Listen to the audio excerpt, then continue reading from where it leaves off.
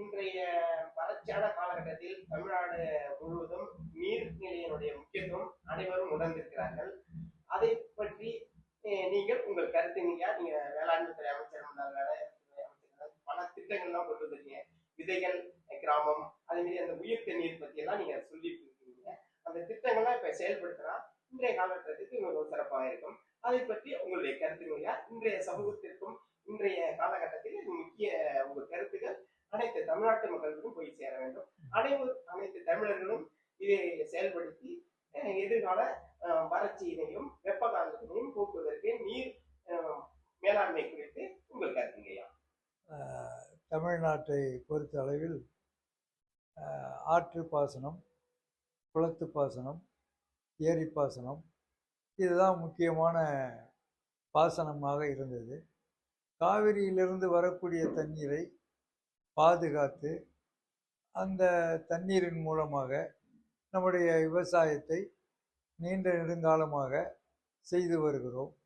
தற்போது கர்நாடக மாநிலம் பல்வேறு அணைகளை கட்டி கொண்டிருக்கிற காரணத்தினால் தற்போது தமிழ்நாட்டிற்கு வரக்கூடிய நீரினுடைய அளவு குறைந்து வருவதனால் சாகுபடியில் பல்வேறு மாற்றங்களை நாம் கொண்டு வந்து உணவு உற்பத்தியை செய்ய வேண்டிய நிலைக்கு நாம் தள்ளப்பட்டிருக்கிறோம்.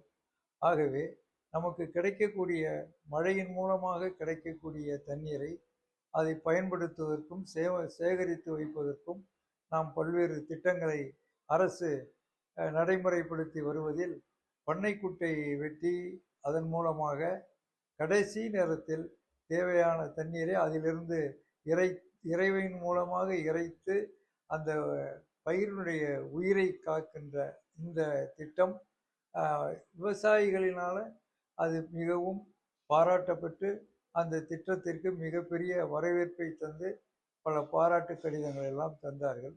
இது போன்ற திட்டங்களை விவசாயிகளே தாங்களே தங்களுடைய இடங்களில் செய்து கொள்வதற்கு அரசாங்கம் தேவையான உதவிகளை இன்று செய்து வருகிறது. அதை அவர்கள் பயன்படுத்தி கொள்ள வேண்டும்.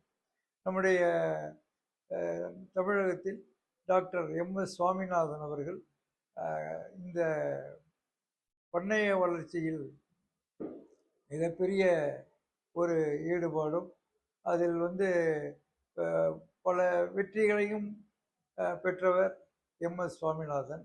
அவருடைய திட்டத்தில் ஒன்றுதான் விதைப்பண்ணைகள், விதை கிராமங்கள். அதை ஆங்கிலத்தில் சொல்வதென்றால் பல்சஸ் வில்லேஜ் என்று சொல்லுவதுண்டு. அந்த திட்டங்களை எல்லாம் நாம் நடத்துவதன் மூலமாக நல்ல விதைகளை உருவாக்கி அதன் மூலம் விவசாயிகள் தங்களுடைய நிலங்களில் அதை பயன்படுத்துவார்களே ஆனால் அதிகமான விளைச்சலை உருவாக்கி கொள்ள முடியும் என்கின்ற கருத்தில் தான் இந்த திட்டம் கொண்டு வரப்பட்டது. இன்னும் அதிகமாக இன்றைக்கு நம்முடைய முதலமைச்சராக இருந்த திரு எடப்பாடி பழனிசாமி அவர்கள் ஒரு திட்டத்தை கொண்டு வந்தார்கள். அதாவது ஏரிகள், குளங்கள், வாய்க்கால்கள் எல்லாவற்றையும் தூர்வாரி குடிமராமத்து என்கின்ற ஒரு திட்டத்தை உருவாக்கி சிறப்பாக அதை செய்தார்கள். அதன் மூலமாக விவசாயிகள் தங்களுடைய மழை காலங்களில் கிடைக்கக்கூடிய தண்ணீரை அவர்கள் தேக்கி வைத்துக் கொள்கிற வாய்ப்பு அவர்கள் கிடைத்தது.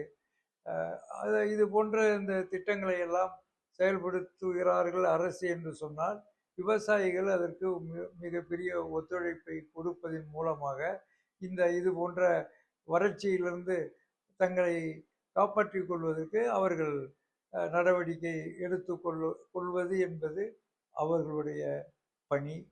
அது மட்டுமல்ல, வாய்க்கால்களிலும் ஆறுகளிலும் வரக்கூடிய தண்ணீரை கடலில் கலக்காமல் பாதுகாப்பதும், அந்த பாதுகாக்கப்பட்ட தண்ணீரினால் பக்கத்தில் உள்ள கிராமங்கள் எல்லாம் நீர்